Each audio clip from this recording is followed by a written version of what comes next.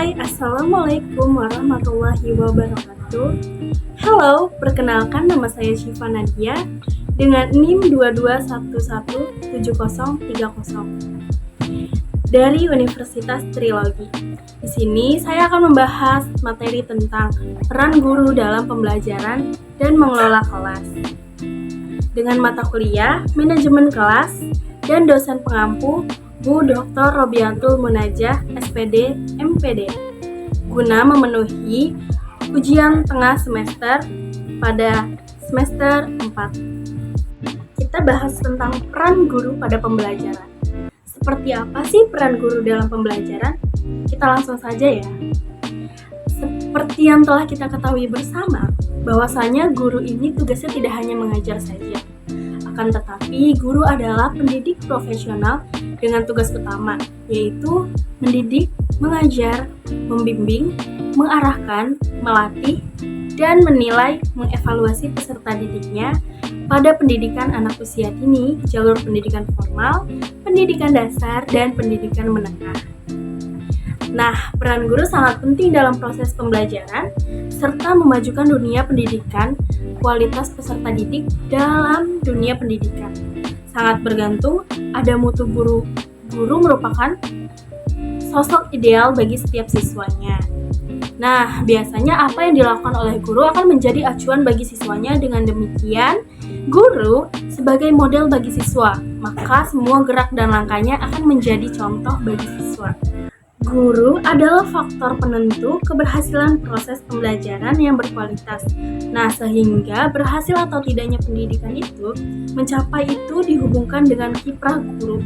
Itulah oleh sebab itu usaha-usaha yang dilakukan dalam meningkatkan mutu pendidikan dimulai dari peningkatan kualitas guru-guru yang berkualitas. Di antaranya adalah guru-guru yang mengetahui dan mengerti peran dan fungsinya.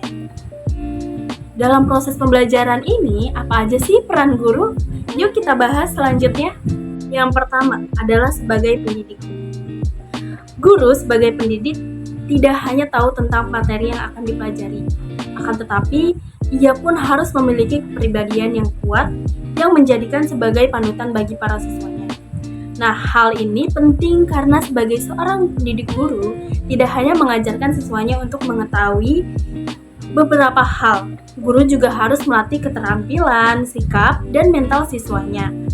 Penanaman keterampilan sikap dan mental ini tidak dapat sekedar asal tahu saja, tapi harus dikuasai dan dipraktekkan siswa. Dalam kehidupan sehari-harinya, yang mendidik adalah menanamkan nilai-nilai yang terkandung dalam setiap materi yang disampaikan kepada peserta didiknya. Penanaman nilai-nilai ini akan lebih efektif jika dibarengi dengan teladan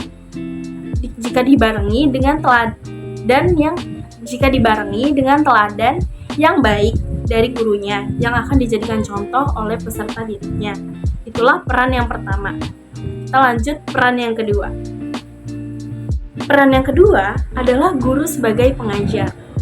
Bukannya hanya menyampaikan informasi, tetapi masih banyak kegiatan lain yang harus dilakukan guru agar proses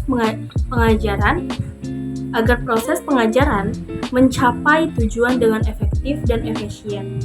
Mengajar ini merupakan kegiatan yang dilakukan secara sengaja dalam upaya memberikan kemungkinan bagi siswa melakukan proses belajar sesuai dengan rencana yang telah ditentukan untuk mencapai tujuan pengajaran. Jadi, tugas guru sebagai pengajar adalah bagaimana caranya agar siswa belajar itu sempurna. Yang ketiga, guru sebagai sumber belajar. Peran guru sebagai sumber belajar berkaitan erat dengan penugasan materi pelajaran.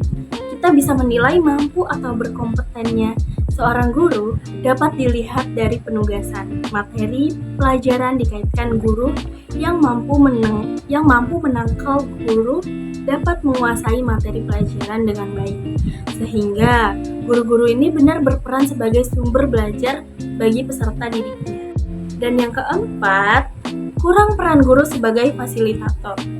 Peran saat ini, guru di kelas lebih ditempatkan sebagai fasilitator pembelajaran. Jadi bukan lagi sebagai satu-satunya sumber informasi bagi peserta didik melalui pembelajaran aktif. Guru sebagai fasilitator, guru ini bertugas memfasilitasi pembelajaran yang berlangsung pada diri peserta didik, sehingga mereka memperoleh pengalaman belajar yang nyata dan otentik. Kemudian, peran selanjutnya, peran yang kelima, yaitu peran sebagai pembimbing. Guru menjadi pembimbing peserta didik agar dapat menemukan berbagai potensi yang dimiliki oleh peserta didiknya. Nah, agar dapat menemukan berbagai potensi yang dimiliki oleh peserta didiknya, membimbing peserta didik agar dapat mencapai dan melaksanakan tugas-tugasnya, berkembang mereka sehingga dapat ketercapaian itu. Peserta didik dapat tumbuh dan berkembang sebagai individu yang mandiri dan produktif. Dan yang keenam, berikutnya adalah peran guru sebagai demonstrator. Apa sih peran guru di sini sebagai demonstrator? Guru di sini berperan sebagai model dan teladan bagi peserta didiknya. Oleh sebab itu, guru harus memberikan contoh yang baik agar dapat ditiru dan digugu oleh siswanya.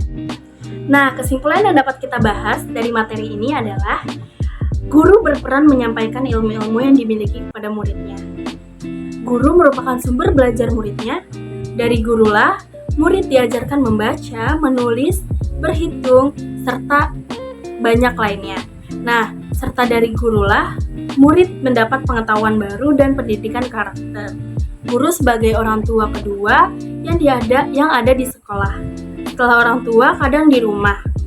Peran guru ini sebagai komunikator, sahabat yang dapat memberikan nasihat-nasihat, motivator, sebagai pemberi inspirasi dan dorongan. Oke, cukup sekian pembahasan materi dari saya, Siva Nadia. Terima kasih telah mendengarkan sampai akhir. Wassalamualaikum warahmatullahi wabarakatuh.